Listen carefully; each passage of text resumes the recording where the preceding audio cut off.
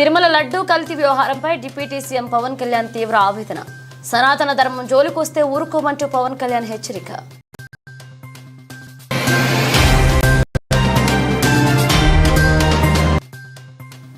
గవర్నర్ను కలిసిన సీతక్క 2 ఏళ్లుగా పెండింగ్ లో ఉన్న ఈ బిల్లుకు త్వరగా ఆమోదం తెలపాలని విజ్ఞప్తి.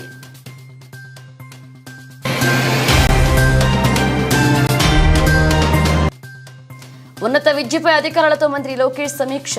క్రీడా విశ్వవిద్యాలయం ఏర్పాటుకు కార్యాచరణ సిద్ధం.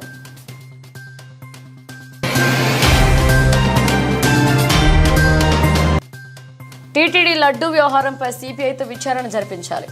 హైదరాబాద్ లో దీక్ష చేపడుతున్న కాంగ్రెస్ పార్టీ సీనియర్ నేత వి హనుమంతరావు.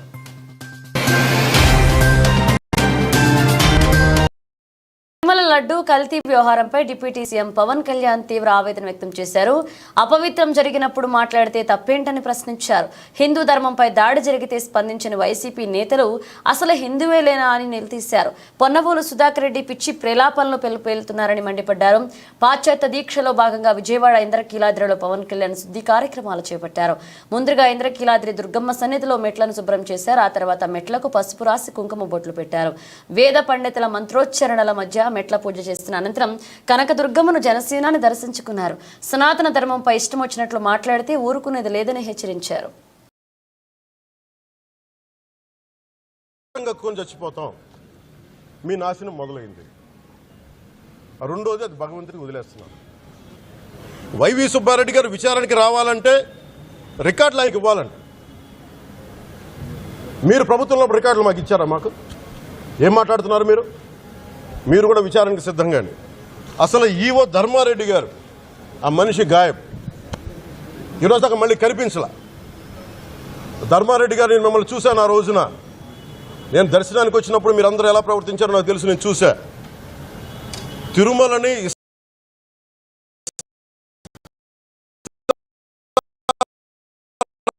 రాజ్యంగా చేశారు, అది వ్యాపార కేంద్రంగా చేశారు, ఆధ్యాత్మిక కేంద్రం నుంచి పర్యాటక కేంద్రంగా చేశారు. అది ఇదే మీరు మక్కాకెళ్తే ఇలాగే ప్రవర్తిస్తారా? మీరు ధర్మారెడ్డి గారు మీరు హిందువులా?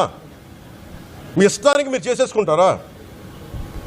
మీ బిడ్డ చనిపోయాడు, చనిపోయిన కనీసం 11 రోజులు లోపలికి రాకూడదంటే ఈ లోపల వచ్చేస్తారా మీరు? మేము మర్చిపోయామనుకుంటున్నారా? అంటే గవర్నమెంట్ ఉద్యోగులు అయితే ప్రభుత్వం మీరు నియమిస్తే మీ ఇష్టానికి చేసేసుకుంటారా? మాకు బాధలు ఉండవనుకుంటున్నారా? ఇదే మీరు ఒక ఇస్లాంకి చేస్తే అపచారం జరిగితే మీరు ఏం చేస్తారు? బయట రోడ్ల మీదకి వచ్చి మీరు కూర్చోబెట్టి దాన్ని పొలిటికలైజ్ చేస్తారు. మీరు పొలిటికలైజ్ చేస్తారు.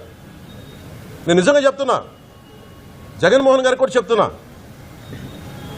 మీరే కనుక నేనే కనుక సనాతన ధర్మం మీద పోరాటం చేయాలని నన్ను ఆపేవాళ్ళు ఎవరు లేరు ఈ దేశంలో, గుర్తుపెట్టుకోండి. నేను కనుక సనాతన ధర్మం కోసం నేను పోరాటం చేస్తే చచ్చిపోవడానికి సిద్ధం నేను. కానీ నేను అక్కడ దాకా తీసుకెళ్ళిన విషయాలు దానికి నిదర్శనమే రాముల వారి విగ్రహం శిరిచ్ఛేదం జరిగినప్పుడు ఒక్క మాట మాట్లాడకుండా చెప్పి కూర్చున్నాను. ఆ తెలివితేట లేక మీ ప్రభుత్వాన్ని కిందకి తీసుకొచ్చి అధాపాతాలను తొక్కినమే మాకు శక్తి లేదనుకుంటున్నావా? ఉండవనుకుంటున్నావా? కానీ మేము సమాజాన్ని కలిపి ఉంచాలని వ్యక్తులం తప్ప విడగొట్టాలని వ్యక్తులం కాదు. మేము గుర్తుపెట్టుకోండి. ఈయన పొన్నవోలు సుధాకర్ రెడ్డి గారు మాట్లాడేది పంది కొవ్వు చాలా ఖరీదైంది, ఆ కొవ్వు లడ్డు నెయ్యితో ఎలా కలుపుతారు? నెయ్యి 300 రూపాయలు ఉంటే పంది కొవ్వు 1200 రూపాయలు. బంగారంతో రాగి కలుపుతారా? ఇత్తడిలో పుత్తడి కలపరు. చెంబు తయారులో ఎవరైనా బంగారం కలుపుతారా? మదం ఎక్కిన మాటలు పొన్నవోలు సుధాకర్ రెడ్డి గారు. మదం ఎక్కి వస్తే ఇట్లాంటి మాటలే వస్తాయి. మీరు నా మీద కోర్టులో కేసులు వేసుకుంటారో ఏమి చేసుకుంటారో చెప్తే మీరు ఏజీపీలు కదా, మీ దగ్గర చాలు ఇష్టానికి మాట్లాడుతూ ఉన్నారు. సనాతన ధర్మం మీద, అయ్యప్ప స్వామి మీద మాట్లాడతారు, సరస్వతి దేవి మీద మాట్లాడతారు, అల్లా మీద మీరు మాట్లాడగలరా? మహమ్మద్ ప్రవక్త మీద మీరు మాట్లాడగలరా? జీసస్ మీద మీరు మాట్లాడగలరా? అందరూ కూర్చొని సనాతన ధర్మం మీద, వినాయకుడి మీద జోకులు వేస్తారు, దుర్గాదేవి మీద జోక్స్ వేస్తారు, సరస్వతి దేవి మీద జోక్స్ వేస్తారు. మా మనోభావాలు గాయపడవా? మాకు బాధ. ములుగు మున్సిపాలిటీ బిల్లు ఆమోదించాలని కోరుతూ మంత్రి సీతక్క గవర్నర్ జిష్ణుదేవ్ వర్మకు వినతి పత్రం అందజేశారు. రాజ్భవన్ లో గవర్నర్ జిష్ణుదేవ్ వర్మను కలిసిన ఆమె 2 ఏళ్లుగా పెండింగ్ లో ఉన్న ఈ బిల్లుకు త్వరగా ఆమోదం తెలపాలని కోరారు. తన విజ్ఞప్తికి గవర్నర్ సానుకూలంగా స్పందించారన్న సీతక్క ములుగు జిల్లాలోని గ్రామాలను దత్తత తీసుకునే యోచనలో గవర్నర్ ఉన్నారని వెల్లడించారు. త్వరలో ఆదిలాబాద్, నాగర్ కర్నూలు జిల్లాల పర్యటనకు గవర్నర్ సిద్ధంగా ఉన్నారన్నారు.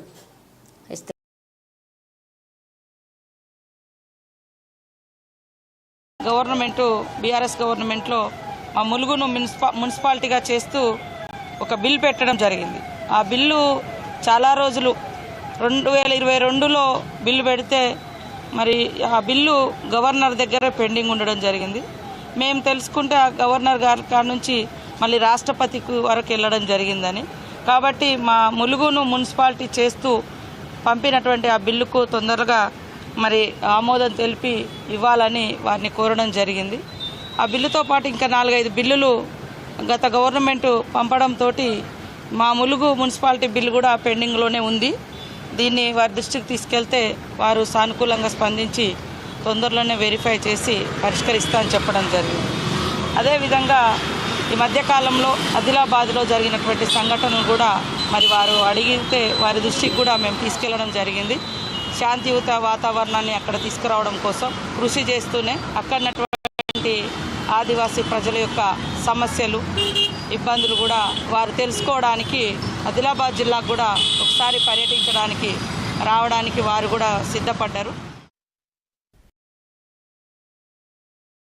ప్రణాళికలో భాగంగా రాష్ట్రంలో ప్రపంచ స్థాయి ఏఐ విశ్వవిద్యాలయంతో పాటు క్రీడా విశ్వవిద్యాలయం ఏర్పాటుకు కార్యాచరణ సిద్ధం చేయాలని అధికారులకు విద్యా, ఐటీ శాఖల మంత్రి నారా లోకేష్ సూచించారు. అంతర్ వర్సిటీ క్రీడా పోటీల నిర్వహణ, క్రీడా విశ్వవిద్యాలయం కాన్సెప్ట్ సిద్ధం చేయాలని తెలిపారు. నైపుణ్యాభివృద్ధి శిక్షణ ఇవ్వాలన్నారు. బయట ములుగు ప్రణాళికలో భాగంగా టీటీడీలో లడ్డూ తయారీలో కల్తీ జరిగిందన్న ప్రచారంపై సిబిఐతో సమగ్ర విచారణ జరిపించాలని కాంగ్రెస్ పార్టీ సీనియర్ నేత వి హనుమంతరావు హైదరాబాద్ లో దీక్షకు దిగారు. గతంలో వైఎస్ఆర్పీ ప్రభుత్వం, ఇవాళ టీడీపీ, జనసేన, బీజేపీ వాళ్ళు ఎంతసేపటికి మేము చేయలేదని ఆరతులు తీసుకుంటా, నిండా కప్పులో పెట్టుకుంటా ధర్మాలు తింటున్నారు. ఈ ధర్మాలు ఎందుకురా బాబు? సిబిఐ ఎంక్వైరీ చేస్తే వాస్తవాలు వస్తాయి కదా.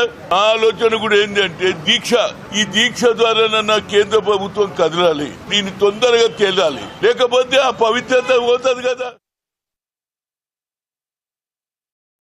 సమకాలీన రాజ్యాలలో సీతారాం ఏచూరి ఆదర్శప్రాయుడు. ఏచూరి సంతాప సభలో టీపీసీసీ అధ్యక్షులు మహేష్ కుమార్ గౌడ్, సిపిఎం జాతీయ ప్రధాన కార్యదర్శి శ్రీ సీతారాం ఏచూరి సంతాప సభ ఈ రోజు హైదరాబాద్ నగరంలోని ఏఐటీయూసీ కార్యాలయం నిర్వహించారు.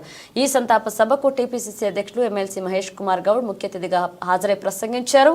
ఈ సంతాప సభలో మహేష్ కుమార్ గౌడ్ తో పాటు కొత్తగూడెం ఎమ్మెల్యే సిపిఐ రాష్ట్ర కార్యదర్శి కూనంనేని సాంబశివరావు మరియు ఏఐటీయూసీ నాయకులు, సిపిఐ నాయకులు పాల్గొన్నారు.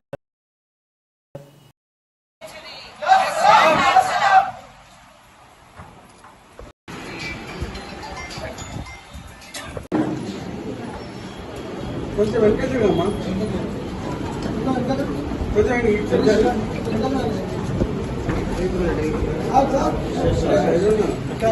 సీతారాం యేచూరి గారికి సీతారాం యేచూరి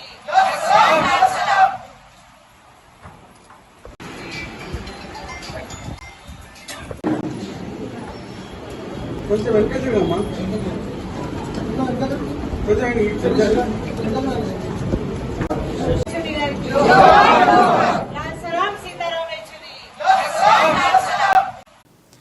విశాఖ ఉక్కు కార్మికుల కడుపు కొట్టాలని చూస్తున్న ముగ్గురు మోసగాళ్లు ముఖ్యమంత్రి చంద్రబాబు నాయుడు, ఉప ముఖ్యమంత్రి పవన్ కళ్యాణ్, బీజేపీ రాష్ట్ర అధ్యక్షురాలు పురంధేశ్వరులను కఠినంగా శిక్షించాలని జన జాగరణ సమితి సింహాచలం అప్పన్న స్వామిని వేడుకుంటూ నిరసన వ్యక్తం చేసింది.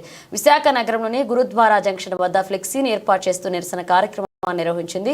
ఈ సందర్భంగా జనజాగరణ సమితి రాష్ట్ర కన్వీనర్ వాసు మాట్లాడుతూ కూటమి ప్రభుత్వం విశాఖ స్టీల్ ప్లాంట్ ను కాపాడుతుందని గట్టి నమ్మకంతో కార్మికులు, రాష్ట్ర ప్రజలు అత్యధిక మెజార్టీతో గెలిపించారని, తీరా అధికారంలోకి వచ్చిన 100 రోజుల్లోనే స్టీల్ ప్లాంట్ 70% మూతపడేలా ఉద్దేశపూర్వకంగా ప్రయత్నాలు కొనసాగిస్తున్నారని తెలిపారు. దిక్కులేని వాడికి దేవుడు దిక్కు అన్నట్లుగా ఉత్తరాంధ్ర ప్రజల ఇలవేల్పు సింహాచలం అప్పన్న స్వామిని నమ్మించి మోసం చేసిన కూటమి ప్రభుత్వ నాయకులను కఠినంగా శిక్షించాలని కార్మికులు, రాష్ట్ర ప్రజలు వేడుకోవాలని కోరారు.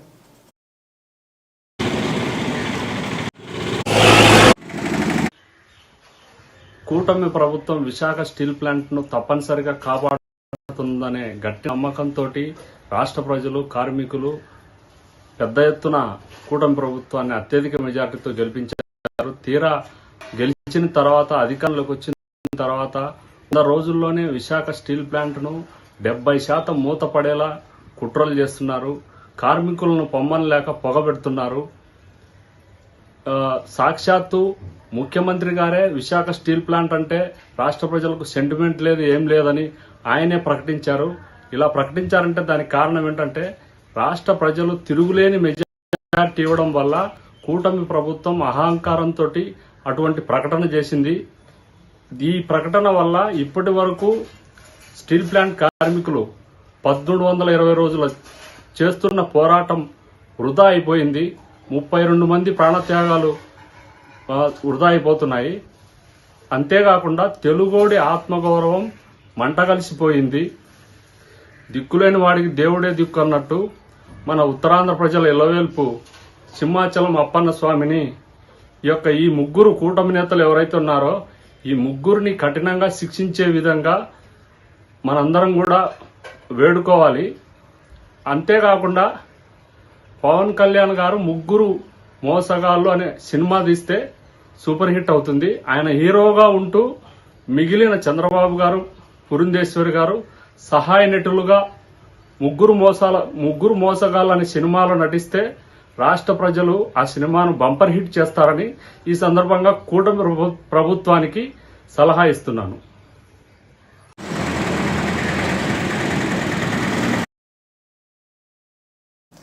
కడప జిల్లా కడపపట్నంలో కాంగ్రెస్ పార్టీ జిల్లా అధ్యక్షులు విజయ జ్యోతి రాష్ట్ర ముఖ్యమంత్రి చంద్రబాబు నాయుడు తన 100 రోజుల పాలన జనరంజకం అని చెప్పుకోవడం సిగ్గుచేటు అని కాంగ్రెస్ పార్టీ జిల్లా అధ్యక్షురాలు శ్రీమతి ఎన్డి విజయ జ్యోతి అన్నారు. శనివారం స్థానిక కాంగ్రెస్ పార్టీ కార్యాలయంలో ఇందిరాభవన్లో ఏర్పాటు చేసిన విలేకరుల సమావేశంలో ఆమె మాట్లాడారు. చంద్రబాబు గత ఎన్నికల ముందు ఇచ్చిన సూపర్ 6 పథకాల్లో వృద్ధాప్య పింఛన్ తప్ప ఏదీ కూడా అమలు చేయలేదని దుయ్యబడ్డారు. అమరావతి, విజయవాడ వరదల కారణంగా మునిగిపోయిన బాధితులను ఆదుకోవడంలో పూర్తిగా వైఫల్యం చెందారన్నారు. బాధితులను ఆదుకోవడంలో వైఫల్యం చెందారు కాబట్టి తిరుమల తిరుపతి లడ్డు అంశాన్ని తెరపైకి తెచ్చి రాజకీయం చేస్తున్నారన్నారు. రాష్ట్రంలో ఇంత విపత్తు జరిగితే భారత ప్రధానమంత్రి పర్యటించకపోవడం విచారకరమన్నారు. ఈ కార్యక్రమంలో పాల్గొన్న వారు మాజీ ఎస్సీసీఎల్ జిల్లా అధ్యక్షులు వెంకటరమణ, యూత్ కాంగ్రెస్ రాష్ట్ర ఉపాధ్యక్షులు సుశీల్ కుమార్, మాజీ రాష్ట్ర ప్రధాన కార్యదర్శి సత్తార్, ప్రముఖ సంఘ సేవకులు సయ్యద్ సలావుద్దీన్ తదితరులు పాల్గొన్నారు. చెప్పిన వెంటనే వచ్చిన మీడియా సోదరులందరికీ నా హృదయపూర్వక నమస్కారాలు. గతంలో కూడా గత 10 ఏళ్లుగా నాకు మీడియా సోదరులు చాలా సహకారంగా ఉన్నారు. మంచిని ముందుకు తెపెడుతూ నాకంటే ముందుగా నా అంతం ఏర్పాటై 100 డేస్ అయినప్పటికీ 6 గ్యారంటీస్లో ఒక పెన్షన్ తప్ప ఏది అమలు కాలేదు. పెన్షన్ అయితే టయానికి ఫస్ట్కి ఇచ్చినారు, కానీ మిగతాయి అంటే ముఖ్యంగా మహిళలను గౌరవించి వాళ్లకు సౌకర్యాలు కల్పిస్తామనేటువంటి ఉచిత బస్సు లేదు. తర్వాత ప్రతి ఆడబిడ్డకు 18 సంవత్సరాల వాళ్ళకు 1500 డబ్బులు ఇస్తామనేది ప్రతి బిడ్డకు అనేది అది లేదు. ముఖ్యంగా వ్యవసాయక దేశమైనటువంటి రాష్ట్రం అనేటువంటి మన రాష్ట్రంలో రైతులకు ఇచ్చే 20,000 లేదు. ఎంతోమంది నిరుద్యోగులు ఉన్నారు దేశవ్యాప్తంగా, రాష్ట్ర వ్యాప్తంగా. నిరుద్యోగ భృతి 3,000 రూపాయలు అది లేదు. అవి ఏమీ లేకపోయినా అది ఎంత జనరంజకమో మనకందరికీ అర్థమవుతూ ఉంది. మనం ప్రతి ఒక్కరూ ఓట్లేసి ఎన్నుకునేది ఎందుకు? ఒక్కొక్క సమయంలో ఒక ప్రభుత్వం వచ్చినప్పుడు వారు కరెక్ట్గా చేయలేదంటే న్యాయంగా జనాలు ఏం చేస్తారు, ప్రజలు ఆ ప్రభుత్వాన్ని తొలగిస్తారు. వాళ్ళ చేతుల్లోనే ఉంటుంది మొత్తం. మనం కూడా పౌరులం, మన ఓటు హక్కు ద్వారా సరైన ప్రభుత్వాన్ని ఏర్పాటు చేసుకోవాలనుకుంటాం. గత ప్రభుత్వము సరైన మార్గంలో లేదు. ఏమేమి అవకతవకలు జరిగినాయి, ఏమేమి అభివృద్ధి జరిగింది, ఇవన్నీ చూసి దృష్టిలో పెట్టుకొని ఇప్పుడున్న ప్రభుత్వానికి పట్టం కట్టడం జరిగింది. ఇప్పుడు ఈ చేయాల్సింది పోనిచ్చి దాన్ని ప్రక్కదోవ పట్టించడానికి ఒక లడ్డూది ఒకటి తీసుకొచ్చినారు. నిజమే, మన హిందువులు వారు ప్రతి ఒక్కరు మనోభావాలు దెబ్బతినకూడదు. వారు నమ్మే దేవుడు, మనమందరము నమ్మే దేవుడు, వారు ఎంతో పవిత్రంగా ఉండేటువంటి తిరుపతిలో ఆ రకంగా జరగడం అనేది కరెక్ట్ కాదు. అది ఎంతవరకు కరెక్ట్ అని సిబిఐ కానీ కంప్లైంట్ చేసి దాన్ని తేల్చాలి. ఒకరు చెప్పిన తర్వాత ఇది కరెక్ట్, ఇది కాదు, ఇది అని చెప్పేసి అనడం కరెక్ట్ కాదు. ఆ చేయడం అనేది తప్పు. కానీ దాని ముందుకు తీసుకొచ్చి ఈ చేయాల్సినవి ప్రక్కదోవ పెట్టడం అనేది కరెక్ట్ కాదు. అది కాదు సమస్య. ఇప్పుడు సరే, ఇప్పుడు ఇచ్చినారు, అది గతంలో ఆ రకంగా చేసినారు. జూన్ 23వ తేదీన జరిగింది. అప్పుడంతా బయటకు తీసుకురాకుండా ఇప్పుడు 100 రోజుల పాలన అయింది కానీ ఏమీ జరగకుండా ఏం చేయకుండా వాటిని బయటికి తీసుకురావడం అనేది కరెక్ట్ కాదు. ఆ జరిగినటువంటి అవకతవకలు, ఆ అపవిత్రత అనేది ఏదో ఇప్పుడున్న ప్రభుత్వం దాన్ని సరిచేసి ఎంక్వైరీ చేసి ఆ రకంగా చేసిన వాళ్ళని శిక్షించి ఇప్పుడున్న వాళ్ళు కరెక్ట్గా అందరికీ పవిత్రమైన ప్రసాదాన్ని అందించాల్సిన బాధ్యత ఇప్పుడు ప్రభుత్వం ఉంది. అంతకంటే ఎక్కువగా ప్రజల క్షేమం దృష్టిలో పెట్టుకొని వారు చెప్పిన పథకాలన్నీ అమలు చేయాల్సి ఉంది. ఇప్పుడు వరద వచ్చింది. వరద విజయవాడలో సగటున ఎంత కుటుంబానికి 2 లక్షలైనా కూడా నష్టం జరిగి ఉంటుంది. కానీ ఎక్కడి నుంచి ఏమన్నా ఒక 5 పైసలు కూడా కేంద్రం నుంచి రాలే. ఆ ప్రధానమంత్రి వచ్చి ఆమె ఎప్పుడు విజిట్ చేయలే. సరే చుట్టూరుండే పిల్లలవి వేరే విరాళాలు ఇస్తారు. అయ్యో ఆపదలో ఉన్నారు మన రాష్ట్ర ప్రజలు, వాళ్ళు ఇబ్బంది పడినారు అని చెప్పేసి అందరు ఇస్తారు. ఆ విరాళాలు ఎంతవరకు సరిపోతాయి? కేంద్రం నుంచి ఫండ్స్ తీసుకురావడంలో వాళ్ళ దృష్టి పెట్టాలా. చెప్పిన పథకాలను ముఖ్యంగా చెప్పిన వెంటనే వచ్చిన సాగర్ తీరం పరిశుభ్రతకు అందరూ కలసికట్టుగా కృషి చేయాలని జిల్లా కలెక్టర్ చదలవాడ నాగరాణి అన్నారు. స్వచ్ఛతా హీ సేవా కార్యక్రమాల్లో భాగంగా మత్స్యకార సంక్షేమ సమితి ఇన్సిస్ సంస్థ ఆధ్వర్యంలో మొగల్తూరు మండలం మొళ్లపర్రు బీచ్లో ఏర్పాటు చేసిన స్వచ్ఛ సాగర్ సురక్షిత సాగర్ కార్యక్రమంలో జిల్లా కలెక్టర్ చదలవాడ నాగరాణి, జిల్లా joint collector T Rahul Kumar Reddy, Narasapuram శాసనసభ్యులు బొమ్మడి నాయకర్ పాల్గొన్నారు. ఈ సందర్భంగా ఏర్పాటు చేసిన సభలో జిల్లా కలెక్టర్ మాట్లాడుతూ యూరోప్, యుఎస్ఏ బీచ్లు కన్నా మన బీచ్లు చాలా బాగుంటాయని, కాకపోతే మన వద్ద పరిశుభ్రత కొరవడుతుందన్నారు. శాశ్వతంగా సూచిక బోర్డులు ఏర్పాటు చేయడంతో పాటు సిమెంట్ కట్టడాలతో కూడిన డస్ట్బిన్లను తప్పక ఏర్పాటు చేయాలని ఆదేశించారు. పేరుపాలెం బీచ్లో మెరైన్ పోలీస్ స్టేషన్ ఏర్పాటు వలన ప్రమాదాలను అరికట్టేందుకు దోహదపడుతుందని మెరైన్ పోలీస్ స్టేషన్ ఏర్పాటుకు జిల్లా కలెక్టర్కు విన్నవించడం జరిగింది. ఇక బీచ్లో 1 కిలోమీటర్ పరిధిలో ఉన్న చెత్తను, గాజు సీసాలను, వ్యర్థ పదార్థాలను జిల్లా కలెక్టర్ చదలవాడ నాగరాణి, జిల్లా joint collector T Rahul Kumar Reddy, శాసనసభ్యులు బొమ్మిడి నాయక్, పాఠశాల విద్యార్థులు, మత్స్యకార సంక్షేమ సమితి సభ్యులు, ఇన్సిస్ సంస్థ సభ్యులు తదితరులు స్వయంగా ఏరి చెత్త సంచుల్లో వేయడం జరిగింది. ఈ కార్యక్రమంలో నరసాపురం ఆర్డీఓ ఎం అచ్యుత్ అంబరీష్, జిల్లా మత్స్యశాఖ అధికారి RVS Prasad, Narasapuram division DSP NBM Muralikrishna, Mogalturu tahsildar CH Vidyapati, sarpanch Ande Venkatalakshmi, విద్యార్థులు పాల్గొన్నారు. మీరున్న ఇంటిని కానీ, మీరు చదువుకున్న స్కూల్ని కానీ, ఏదైనా సరే మీరు చుట్టూ ఉన్న వాతావరణం కూడా మీరు అందరూ కూడా శుభ్రం చేసుకోవాల్సిన అవసరం ఉంది. దయచేసి మీరందరూ కూడా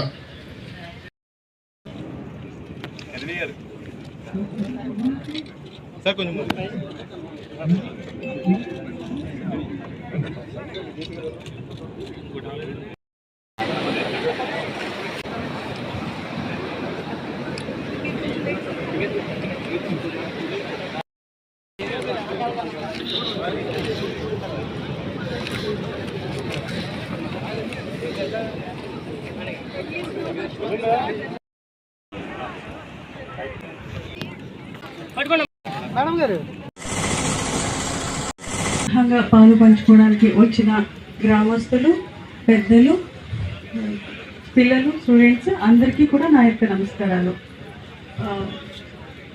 గవర్నమెంట్ ఆఫ్ ఇండియా మనం 10 రోజుల కోసం ఈ కార్యక్రమాన్ని ప్రత్యేకంగా స్వచ్ఛ హీ సేవ పేరుతోటి మన జిల్లాలో చేసుకుంటున్నాం. ఇది దేశవ్యాప్తంగా కూడా జరుగుతుంది. ఈ క్లీన్లీనెస్ అనేది ఈ 10 రోజులు మనం ప్రత్యేక శ్రద్ధ పెట్టి చేయడం ద్వారా దాని యొక్క ఇంపార్టెన్స్ జీవితంలో ప్రతిరోజు ఉంటుంది. ప్రతిరోజు మనం క్లీన్లీనెస్ ఈ విధంగా మెయింటైన్ చేసుకోవాలి అనేది ఒక మెసేజ్ పిల్లల ద్వారా, పెద్దల ద్వారా అందరూ మనం పదే మనం చెప్పుకుంటున్న ఒక పాఠం ఇది. మనం శుభ్రంగా ఉండాలి. మనం ఉన్న ఇంటిని కూడా మనం శుభ్రంగా ఉంచుకోవాలి. మన చుట్టూ ఉన్న గ్రామాలు కూడా మనందరూ కూడా శుభ్రం చేసుకోవాల్సిన అవసరం ఉంది. శుభ్రత, పరిశుభ్రత ప్రతి ఒక్కరు కూడా మనం శుభ్రంగా ఉంటే కనుక మన ఊరు కానీ, మన ఇల్లు కానీ అన్ని శుభ్రంగా ఉండే పరిస్థితి. కాబట్టి ప్రతి ఒక్కరు కూడా మన వాటిని పాటిస్తూ, అంటే పొరుగు దేశాలు చూడండి, యూరోప్ దేశాలు కానీ, మన పక్కనున్న దేశాలు కూడా, చిన్న దేశాలు కూడా అక్కడ చాలా శుభ్రతలో చాలా ముందున్నారు, ప్రజలు కూడా పాటిస్తున్నారు. కానీ మన ఇండియాలో ఏంటంటే మనం దాన్ని అమలు చేసుకోలేకపోతున్నాం. ప్రజల్లో కూడా మనం కూడా వాటిని పరిశుభ్రంగా ఉంచుకోలేకపోతున్నాం. నా స్టూడెంట్స్ మీరు అందరూ చదువుకుంటున్నారు. మీరు కూడా ప్రతి ఒక్కరు కూడా మీరున్న ఇంటిని కానీ, మీరు చదువుకున్న స్కూల్ని కానీ, ఏదైనా సరే మీరు చుట్టూ ఉన్న వాతావరణం కూడా మీరు అందరూ కూడా శుభ్రం చేసుకోవాల్సిన అవసరం ఉంది. దయచేసి మీరందరూ కూడా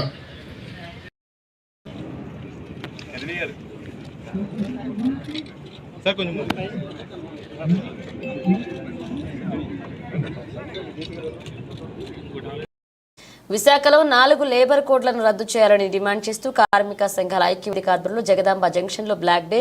కేంద్ర ప్రభుత్వం తీసుకొచ్చిన 4 లేబర్ కోడ్లను రద్దు చేయాలని కార్మిక సంఘాలు నాయకులు డిమాండ్ చేస్తున్నారు. అఖిలపక్ష కార్మిక సంఘాల నాయకులు మాట్లాడుతూ కేంద్ర ప్రభుత్వం కార్మిక వ్యతిరేక విధానాలను వేడనాడాలని, విశాఖ ఉక్కు పరిశ్రమను ప్రభుత్వ రంగంలోనే కొనసాగించాలని, విశాఖ స్టీల్ ప్లాంట్ పరిరక్షణ కోసం అక్టోబర్ 2, 3, 4 తేదీల్లో రాష్ట్ర వ్యాప్తంగా నిరసన కార్యక్రమాలు చేపడుతున్నామన్నారు.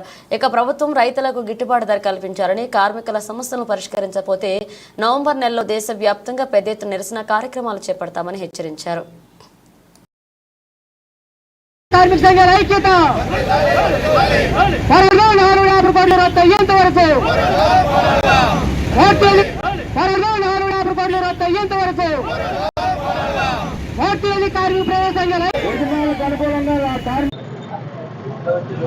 ఓకేనా.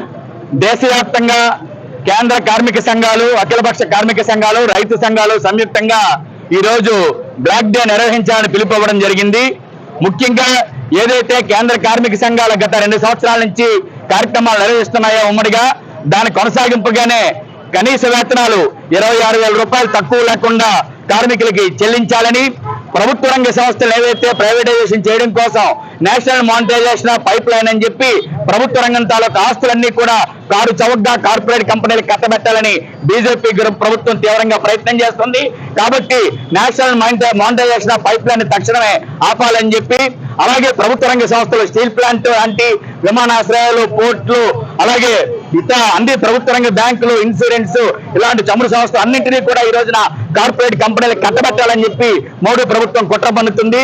32 మంది ప్రాణత్యాగాలతో సాధించుకున్న స్టీల్ ప్లాంట్ ని ఈ రోజు నిర్వీర్యం చేయడం కోసం శతవిధాల ప్రయత్నం చేస్తుంది.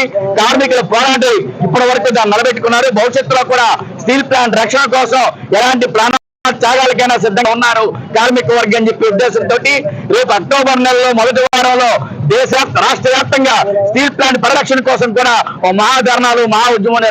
ఉత్తరాంధ్ర ప్రజలకు మరింత చేరువగా చేసే ఉద్దేశంతో నార్త్ ఆంధ్ర గ్యాస్ట్రో ఇన్స్టిట్యూట్ నాగిని సుప్రసిద్ధ వైద్యులు పద్మభూషణ్ డాక్టర్ నాగేశ్వర్ రెడ్డి ముఖ్య అతిథిగా పాల్గొని ప్రారంభించారు.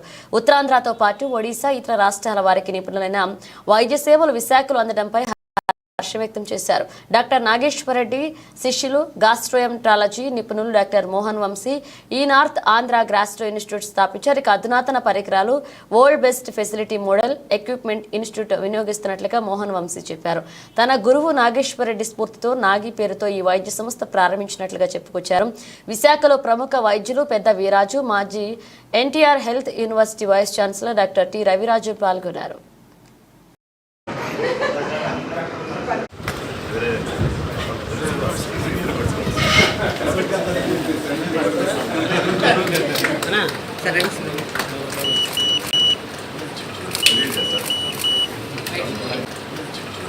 పెద్ద పెద్ద ఇన్స్టిట్యూషన్స్ తీసుకుంటారు.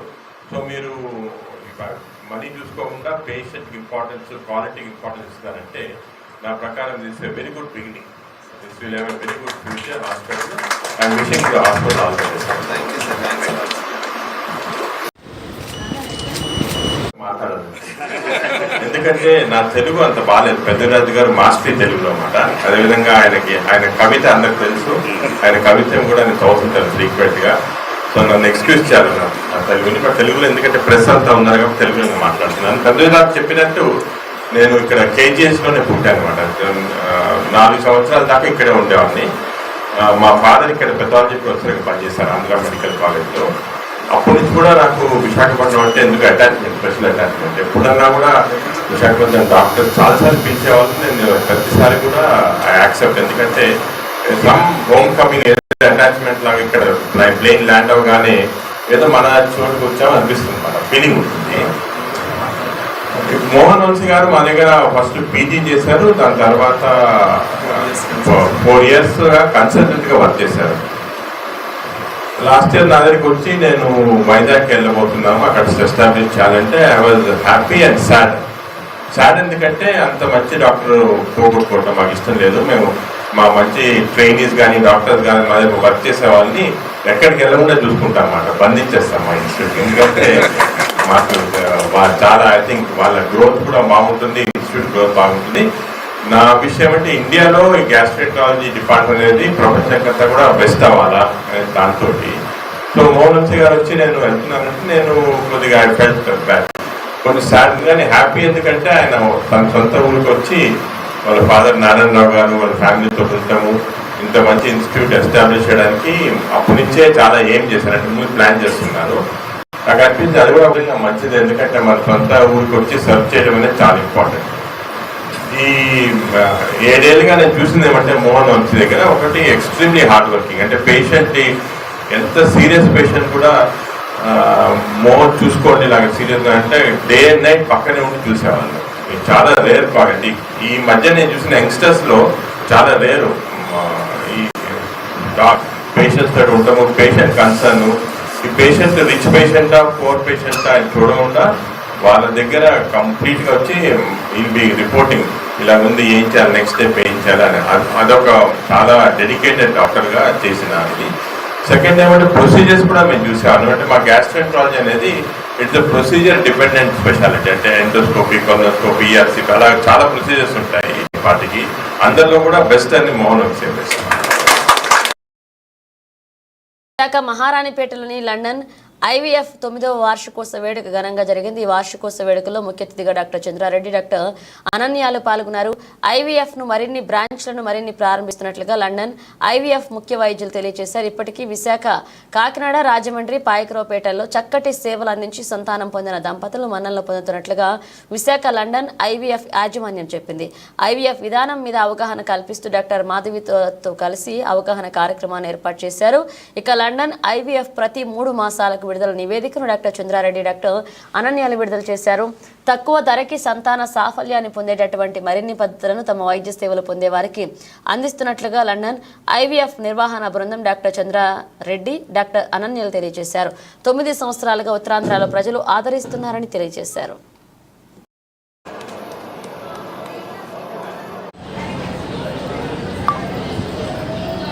లండన్ సంతాన సాఫల్య కేంద్రానికి చాలా ముఖ్యమైన రోజు.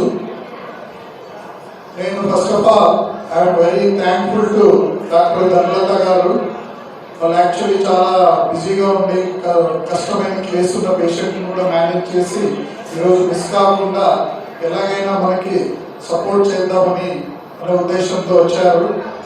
అదే కాక వాట్ వీ డూ, మనము ఎలాగా ప్రయాణించాము, ఏమేమి ఫేస్ చేశాము, ఎవరికి హెల్ప్ అయ్యింది, ఫ్యూచర్లో ఏం చేద్దాం అనుకుంటున్నాము అనేది వెరీ వెరీ ఇంపార్టెంట్. సో మనం ఏం చేసాము, we started with very humble beginning. అంటే చాలా సామాన్యులాగా ఫారెన్లో నేర్చుకున్న తర్వాత ఆ విద్యాన్ని జనాలకి పంచాలి అనే ఒకే ఒక ఉద్దేశంతో సెప్టెంబర్ 20th 9 సంవత్సరాల వెనుక మనము వైజాగ్ KGH టౌన్లో లీజ్డ్ బిల్డింగ్లో మనం IVF సెంటర్ని ఏమీ కాంప్రమైజ్ లేకుండా టెక్నాలజీతో స్టార్ట్ చేసాము. పోస్టింగ్లో దళిత ఉద్యోగులకు వివక్షత చూపించారని భీమసేన వెల్ఫేర్ అసోసియేషన్ వ్యవస్థాపకులు రవి సిద్ధార్థ్ ఆరోపించారు. ఈ మేరకు ఆదివారం ఉదయం నగరంలోని అంబేద్కర్ భవన్లో ఏర్పాటు చేసిన మీడియా సమావేశంలో ఆయన మాట్లాడుతూ దళితులు ఏ స్థానంలో ఉన్నా కులం కారణంగా వివక్షత ఎదుర్కొంటున్నారన్నారు. దేశంలోని రాష్ట్రపతి హోదా నుంచి కింది స్థాయి ఉద్యోగం వరకు దళిత ఉద్యోగులు వాళ్ల స్థాయిలో వివక్ష గురవుతున్నారని తెలిపారు. రాష్ట్రంలో పోలీసు ఉన్నత అధికారులు దళితులైతే వారికి అప్రాధాన్యత పోస్టింగు లేదా పోస్టింగ్ లేకుండా ఖాళీగా ఉంచే పరిస్థితి ఉందన్నారు. విశాఖ రేంజ్ నుండి 60 నుండి 70 స్థానాల్లో ఒకరిద్దరు తప్ప దళిత ఆదివాసీ ఉద్యోగులకు CIలు పోస్టింగులు కల్పించలేదని విమర్శించారు. విశాఖ సిటీ పరిధిలోనే 16 మంది SC ST ఇన్స్పెక్టర్లు పోస్టింగ్స్ లేక రిజర్వ్లో ఉన్నారని తెలిపారు. కుల వివక్షతే ప్రధాన కారణమని, కాబట్టి ప్రభుత్వం వెంటనే స్పందించి సమస్యను పరిష్కరించాల్సిందిగా విజ్ఞప్తి చేశారు. లేని పక్షంలో రాష్ట్ర వ్యాప్తంగా ఉద్యమాన్ని తీవ్రతరం చేస్తామని ఆయన హెచ్చరించారు. హక్కులను